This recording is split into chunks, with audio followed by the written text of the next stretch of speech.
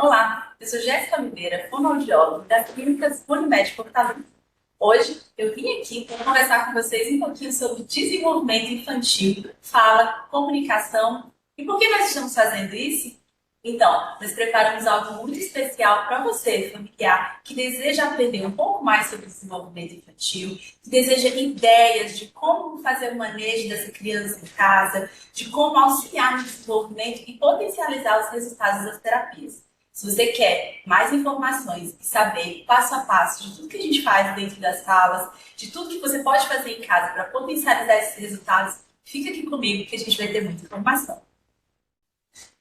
Um assunto que é muito recorrente entre os pais é qual é a diferença entre atraso e o autismo? Como que eu faço para saber se a minha criança tem atraso ou autismo no desenvolvimento? A primeira coisa que nós precisamos entender é que para fazer essa diferença entre atraso e autismo, é necessário fazer uma avaliação com profissionais especializados, médicos pediatras, neuropediatras e uma equipe especializada em desenvolvimento infantil. Apenas com uma avaliação aprofundada a gente vai conseguir fazer essa diferença. Porém, a gente precisa saber que, se a criança tem um atraso, algo precisa ser feito. Ela não vai sozinha conseguir se equiparar às outras crianças da mesma idade. Ela precisa de intervenção. E nesse caso, intervenção precoce é a palavra-chave. Nós precisamos, o quanto antes, auxiliar essa criança e entender se existem outros fatores no ambiente que podem estar contribuindo para esse atraso de desenvolvimento.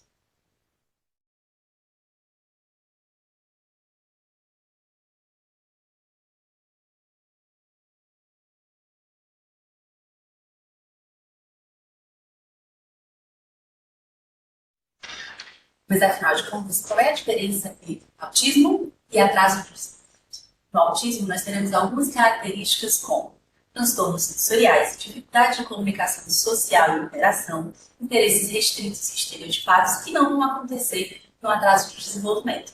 Outra característica é que, quando estimuladas, as crianças com atraso de desenvolvimento simples, elas vão conseguir desenvolver com um pouco mais de rapidez.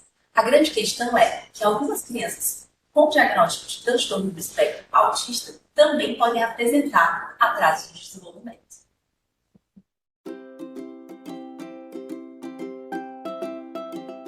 A primeira coisa que nós precisamos é nos certificar que é um atraso de fala.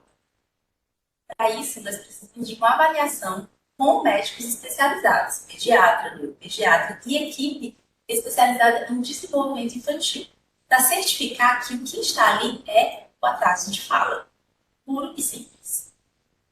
Uma vez constatado que não existem outras questões genéticas, de neurodesenvolvimento ou comportamentais, nós vamos tratar o atraso de fala.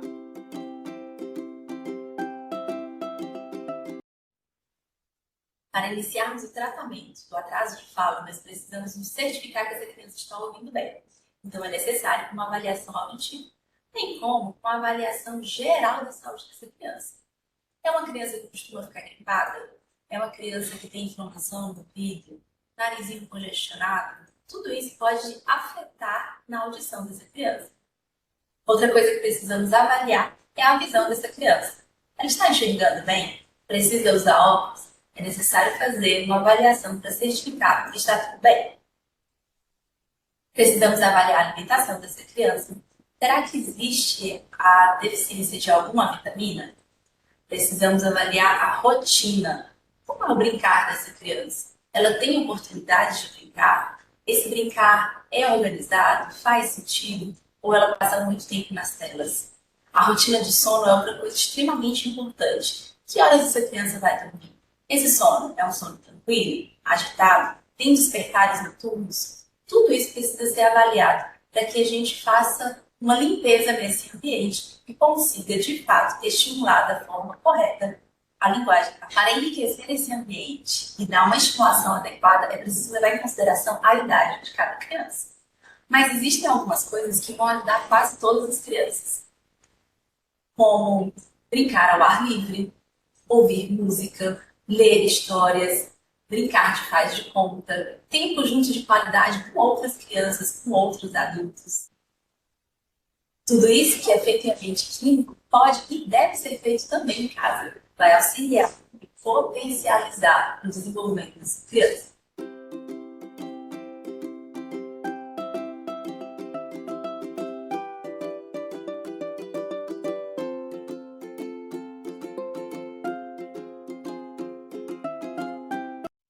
Existem três tipos de ecolalia. As ecolalias imediatas, que é quando a criança repete o que ela acabou de ouvir. Por exemplo, quando perguntamos qual é o seu nome, e ao invés de responder, ela repete qual é o seu nome, às vezes usando a mesma entonação que acabou de ouvir. As ecolalias tardias, quando ela repete algo de algum diálogo que ela ouviu há algum tempo atrás, pela manhã, em outro dia, às vezes semanas atrás. Isso ocorre normalmente quando as crianças ouvem e assistem alguns vídeos, filmes, e depois de um tempo passam a repetir aquelas falas indistintamente, sem parar e a qualquer momento. Ecolalia mitigada é quando a criança é capaz de pegar aquela repetição e trazer para o contexto atual. Mesmo uma frase feita que a gente percebe que é de algum personagem, de algum filme ou de algum outro diálogo, mas utiliza no contexto correto. E por que acontecem as ecolalias? Por alguns motivos. Pode ser por uma questão sensorial. Sim, quando a própria repetição é reforçadora e faz com que aquele comportamento continue acontecendo. Outro motivo para a ocorrência das ecolalias é para conseguir algo tangível, algum objeto de desejo. Ele já percebeu que quando ele faz as repetições, as pessoas que estão em volta tentam dar uma função para aquilo e acabam dando a ele, reforçando aquele comportamento, entregando algo que seja do desejo da criança. Outra possibilidade que reforça a ocorrência das ecolalias é a esquiva, a fuga de algo que seja aversivo para a criança. Ela percebeu que toda vez que começa a emitir as ecolalias, ela consegue se esquivar, se livrar de algo que está sendo ruim para ela naquele momento. As ecolalias podem também ser utilizadas para chamar a atenção. A criança não consegue fazer essa diferença entre a atenção carinhosa e a atenção de correção. Então, automaticamente, ao começar a fazer as ecolalias, elas percebem que chamam a atenção das pessoas e fazem isso para obter essa atenção. Logo, nós podemos considerar as ecolalias como estereotipias vocais, porque na maior parte das vezes ela não tem intenção comunicativa alguma. Logo, nós podemos considerar as ecolalias como estereotipias vocais, pois na maior parte das vezes ela não é um comportamento verbal, porque não tem a intenção de comunicar-se. Todas as palavras que nós conhecemos e utilizamos hoje, nós ouvimos de alguém ou ouvimos escrito em algum lugar. A verdade é que nós não inventamos as palavras, nós aprendemos. Com o passar do tempo, nós vamos utilizando essas palavras para expressar o que pensamos, os nossos desejos, os nossos sentimentos. E é aí que nós vamos entender se as palavras que as crianças estão utilizando fazem sentido para elas. Elas estão conseguindo comunicar aquilo que elas desejam com eficiência? Elas estão conseguindo falar sobre os sentimentos, sobre os seus pensamentos? Então, sim. E é exatamente assim que nós vamos saber se o vocabulário daquela criança está fazendo sentido para ela, se ela usa de forma intencional, funcional, se ela está conseguindo comunicar os próprios pensamentos e desejos utilizando as palavras que aprendeu. Caso ela não esteja conseguindo se comunicar, podemos considerar uma ecolalia, mas aí precisamos avaliar com certeza.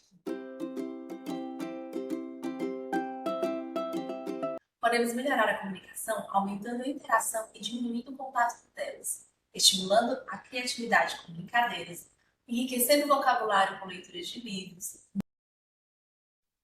proporcionando experiências ao ar livre, que vão desde uma manhã na praia, um piquenique no parque, ou a brincadeira no parquinho da praça do bairro com outras crianças, fazer atividades manuais com recortes, colagens, brincar com tinta, massinha, argila, dançar, fazer atividades culturais, como visitação de museus, assistir a peças de teatro, fazer compras em feiras livres e até no supermercado. Todas essas são possibilidades que vão enriquecer a comunicação e o vocabulário das crianças.